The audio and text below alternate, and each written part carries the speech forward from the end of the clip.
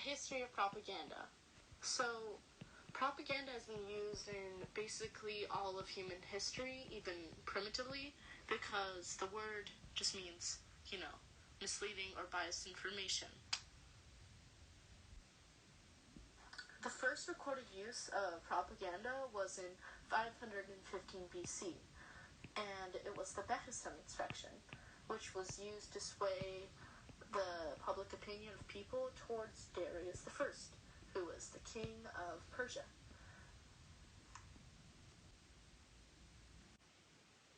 But our modern view of what propaganda was only fully formed when the printing press was invented in 1438. Newspapers and pamphlets could be created and produced faster than ever before. This new media made it way easier to spread information and opinions. For example, pamphlets like Common Sense by Thomas Paine were used to sway public opinion in the American Revolution to the side of the revolutionaries. But this new way to spread opinions came with a downside. Some people used it to spread misinformation and lies, while other people, like when our very own Benjamin Franklin, spread misinformation about the Native Americans. Franklin made up stories about the atrocities that the Seneca Indians committed to strike fear into the hearts of the American settlers. With the 20th century came revolution, wars, and nationalism. The first large-scale organized propaganda campaigns were created by the British and German governments to demonize the enemy and encourage recruitment in World War I. German propaganda relied on creating a positive image of the German people. During World War I, the German government published newspapers for the occupied areas in Belgium and France to try to make the occupied people be more sympathetic to the German side. The main themes of German propaganda in World War I were that 1. German victory was certain. 2. Germany was fighting the war as a defense. 3. The enemies of Germany were committing atrocities. 4. Work, order, duty over liberty, equality, fraternity. 5. German victory will benefit everyone. 6. Germany needs land to expand. 7. The riches of the world need to be German, not British or French. British propaganda during World War I was quickly expanded and brought under government control. The War Propaganda Bureau, or the Wellington House, brought together Britain's 25 most famous authors at the time to write pamphlets from the government's point of view. The British focused their propaganda on people of importance rather than the commoners. Pamphlets were also given to foreign countries to influence the foreign press. Domestic propaganda was more focused on recruitment and patriotism. Another tactic used was the use of atrocity stories, real or fake.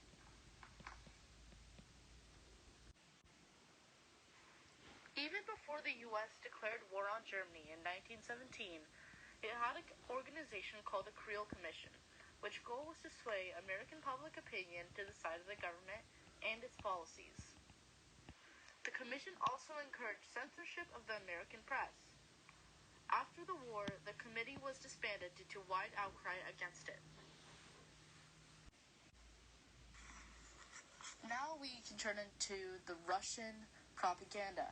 And Russian propaganda is really interesting because when we think of propaganda, we probably think of some commie, trying to destroy the world or something like that.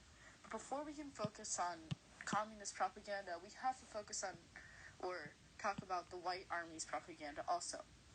During the Russian Revolution, the White Army's propaganda included a text called the Protocols of the Elders of Zion.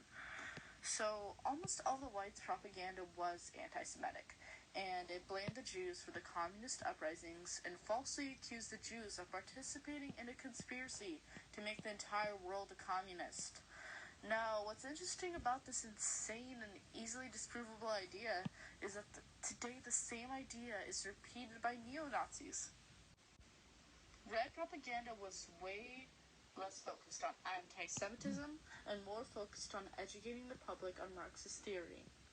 Russian revolutionaries were focused on two main ideas, agitatsiya and propaganda, which means agitation and propaganda. And something to keep in mind is that the word agitation doesn't have the same negative connotations in the Russian language as it does in the West. Agitation meant stirring up political unrest or forming positive public opinions. These two main ideas were later shortened to agitprop when the Soviet Union was formed.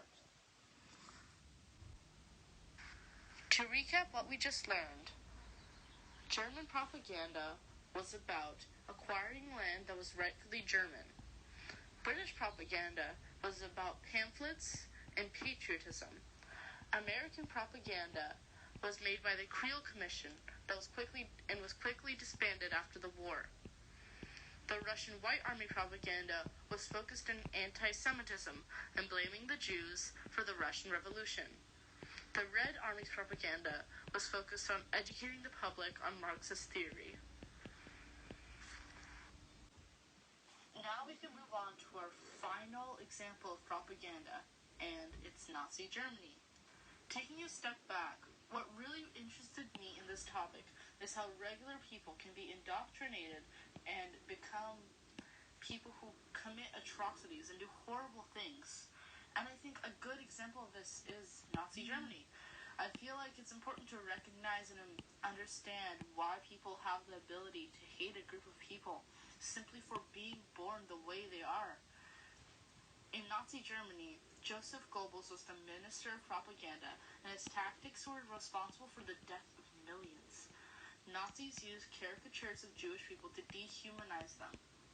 For example, they drew pictures of the Jews with large noses, unibrows, shiny eyes, and other harmful stereotypes. They also made up stories about the Jews to make Germans fear them. While the Jews were the largest group that the Nazis disliked, they also spread propaganda against the Slavs, Romani, homosexuals, Bolsheviks, and other quote-unquote degenerates. This hatred of already persecuted groups brought the Aryans, quote-unquote, together against the others in an us versus them mentality.